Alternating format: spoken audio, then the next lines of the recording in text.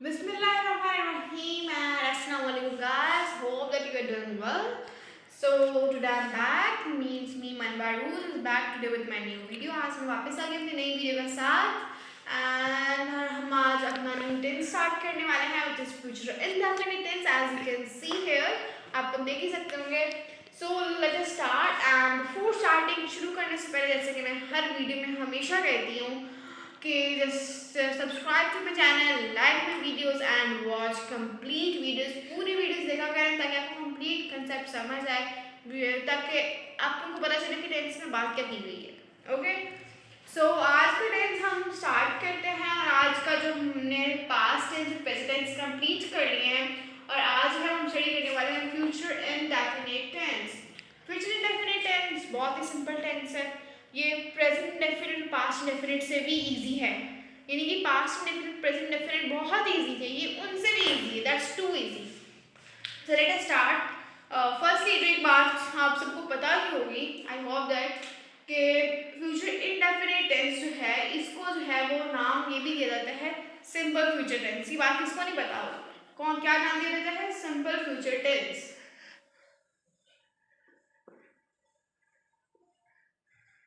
Simple future tense. Simple future tense मैंने पूरा लिखा, बड़ी देर लग जाती है. Simple future tense. Okay so अब इसके बाद जो है हमने स्टडी करना है वो है इसका यूज. हम इसको किस लिए यूज करते हैं, what is its purpose, for what purpose we use it. Use. So what's its use. इसका यूज ये है कि हम जब हमने एक ऐसे एक्शन के बारे में बात करनी हो, ऐसे इवेंट के बारे में बात करनी हो, ऐसे एक्सप्रेशन के बारे में बात करनी हो जो फ्यूचर में होना हो, which have to happen in future, happen in future, कि जो फ्यूचर में आगे होना हो, happen in future in the coming up time. Yes, future indefinite tense or simple future tense is used to talk about an action, expression or thought which will happen in future and which we have to do in future. Okay, बहुत simple सा use था कि ऐसे काम के बारे में कि जो फ्यूचर में हैपन होना है, कि जो फ्यूचर में होगा, ऐसा काम, ऐसा एक्सप्रेशन, ऐसी thought. Okay it's very simple. ये था इसका छोटा सा यूज, ये हैपन इन फ्यूचर. अब जो है हमने स्टडी करना है कि उसकी पहचान हम कैसे करते हैं. So let us study.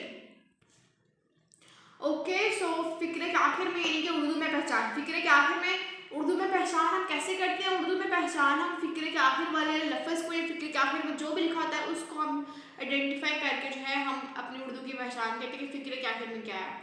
सो जो फ्यूचर इंडेफिनिट का भी कोई ऐसा आपको सेंटेंस दे रहता है, अगर वो फ्यूचर इंडेफिनिट का हो तो उसके आखिर में गा, गी या गे आता है. गा, गी या गे आता है. वेरी सिंपल, बहुत इजी. जैसे कि मैंने आपको यूज में बता दिया था कि ऐसे काम के लिए यूज होता है फॉर एन थॉट और expression which will happen in future. So it's same like that कि मैं खाना खाऊंगी, यानी इन फ्यूचर, यानी कि आने वाले वक्त में आप खाना खाओगी. ओके मैं क्रिकेट खेलूंगा, गा, I will play cricket. And गे, हम स्कूल जाएंगे. Okay that's very simple. फिक्र का इसका बहुत ईजी था. आगे जो हमें स्टडी करना है वो है, हम इसकी कोई मिसाल ले लेते हैं क्योंकि मैंने इतनी सारी मिसाल बोल दी हैं.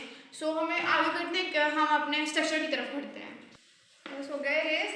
सो अब हमने जो क्या है इस सेंटेंस का स्ट्रक्चर स्टडी करना है कि फ्यूचर इंडेफिनिट का अगर कोई भी टेंस है, कोई भी सेंटेंस है, सेंटेंस यानी कि जुमला है, सो उसका आपने इंग्लिश करनी है तो उसके लिए क्या फॉर्मूला है. फ्यूचर इंडेफिनिट का आपने इंग्लिश में ही कोई सेंटेंस बनाना है तो उसके लिए आपको क्या सा स्ट्रक्चर यूज करना पड़ेगा, क्या चीज़ें यूज करनी पड़ेगी, उसको हम स्टडी करने लगे हैं. और क्या है वो एफ्रीमेटिव.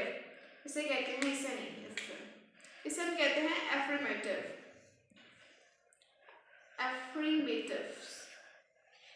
Affirmative sentences. Affirmative sentences mean simple sentences जिनमें ना ही नॉट यूज हो, ना ही क्वेश्चन मार्क यूज हो, ना ही नेगेटिव इंट्रोगेटिव हो, कोई इकट्ठे भी ना हो, ना नेगेटिव अकेला हो, ना interrogative. Only mean simple. So इसका स्ट्रक्चर क्या है इन एवरी टेंस. हर टेंस में क्या आता है, सबसे पहले स्ट्रक्चर में क्या आता है, सब्जेक्ट. सब्जेक्ट मीन्स काम करने वाला file. He, she, it, they, we, you, Manwa, Haseema. Ali, Saad and Ahmed वगैरह वगैरह। सब्जेक्ट आ जाएगा। सब्जेक्ट के बाद हम यूज़ करते हैं हेल्पिंग वर्ब। हेल्पिंग वर्ब इसमें यूज़ होता है विल एंड शल। फ्यूचर के ऑलमोस्ट तमाम टेंसेस में, ये तमाम टेंसेस में विल और शल का यूज़ होता है। उसके आगे जो भी लग जाए, लेकिन विल और शल का यूज़ इसमें मास्ट है। So subject plus will shall, will and शल।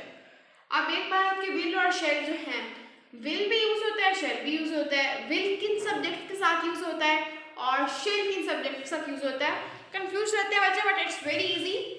जो विल है वो तमाम सब्जेक्ट्स के साथ यूज होता है सिवाय दो सब्जेक्ट्स के। कौन कौन से? आई एंड वी। आई और वी के अलावा सबके साथ विल लगता है। अब तो आई और वी के साथ भी विल लग जाए, इट्स ओके, लेकिन इनके साथ जो है वो शेल लगता है, किसी और के साथ शेल नहीं लगता। इन दोनों के साथ, आई और वी के साथ ही शेल लगता है। और आई और वी के साथ विल लगने की क्या सूरत है कि आई और वी के साथ विल तब लगता है जब काम ज़रूरी हो, ज़रूरी बात हो, यानी कंपल्सरी, नेसेसरी हो। नेसेसिटी के लिए हम क्या यूज़ करते हैं, आई वी के साथ भी विल लगा देते हैं। बाकी जो है शेल वो हम क्या आई और वी के साथ लगाते हैं। सिंपल सा कंसेप्ट था, क्लियर हो गया? Okay. And subject plus will shell. उसके बाद हर इंडेफिनिट की फर्स्ट फॉर्म जो है फ्यूचर इंडेफिनिट प्रेजेंट इंडेफिनिट की, वो उसके स्ट्रक्चर में फर्स्ट फॉर्म यूज़ होती है। वर्ब की ऑलवेज प्रेजेंट पार्टिसिपल यूज़ होती है, first form. First form of verb जो है वो ऑलवेज यूज़ होती है किसके साथ? हमारे फ्यूचर इंडेफिनिट टेंस में किसी के साथ भी फर्स्ट फॉर्म यूज़ होती है। और फर्स्ट फॉर्म के बाद क्या आता है? फर्स्ट फॉर्म के बाद सिंपली हमारा ऑब्जेक्ट आ जाता है। वेरी सिंपल फार्मूला, कितना इजी फार्मूला था ना ये, इससे इजी मैंने कुछ पढ़ा नहीं है आज तक। सिंपल सा फार्मूला था। अब हम नेगेटिव की तरफ बढ़ते हैं। ओके, अब हम इसका नेगेटिव स्ट्रक्चर स्टडी करने लगे हैं कि अगर आपको मनफी जुमला आपको बनाना है इंग्लिश में, या आपको उर्दू में मनफी दे दी गया तो उसको इंग्लिश में कैसे ट्रांसलेट करना है, उसके लिए फार्मूला क्या है, यहाँ फिर आपने खुद इंग्लिश में बनाना है, तो उसके लिए हम जो है नेगेटिव का स्ट्रक्चर स्टडी करने वाले हैं। नेगेटिव मतलब मनफी। अब तो मैं हर वीडियो में बताती हूँ मनफी। मनफी मतलब जिसमें नॉट का यूज हो, जिसमें नॉट का यूज हो वो होता है नेगेटिव सेंटेंस। ओके, तो हम स्टार्ट करते हैं। नेगेटिव सेंटेंस में बाकी तमाम टेंस की तरह वही आता है जो बाकी सब टेंसेस में आता है। क्या आता है? नेगेटिव सेंटेंस के स्टार्ट में के जो स्ट्रक्चर के स्टार्ट है उसमें क्या आता है? सबसे पहले उसमें आता है सब्जेक्ट। ये मेरी बदतमीज सिस्टर थी जिसने सब्जेक्ट बोला है, और बोलना के टाइम पे नहीं बोला। और लिखेंगे सब्जेक्ट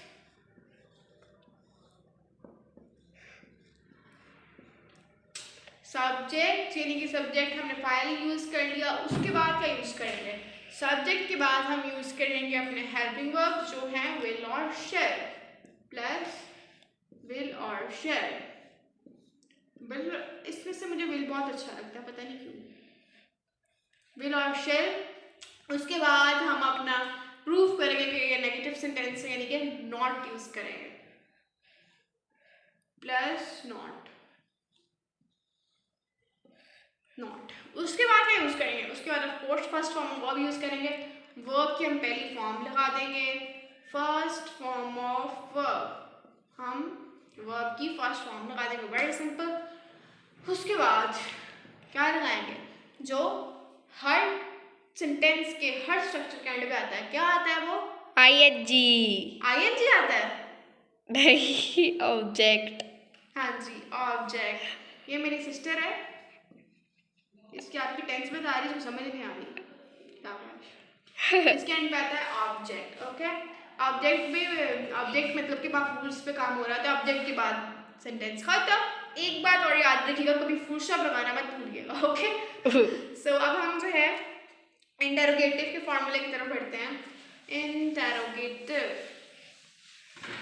इंटरोगेटिव भी इजी होता है, बट अक्सर वैसे कहते हैं कि इंटरोगेटिव ज़्यादा मुश्किल है।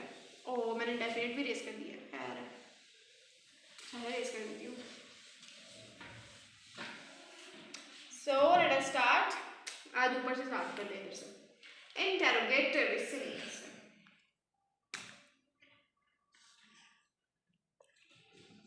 Interrogative, interrogative,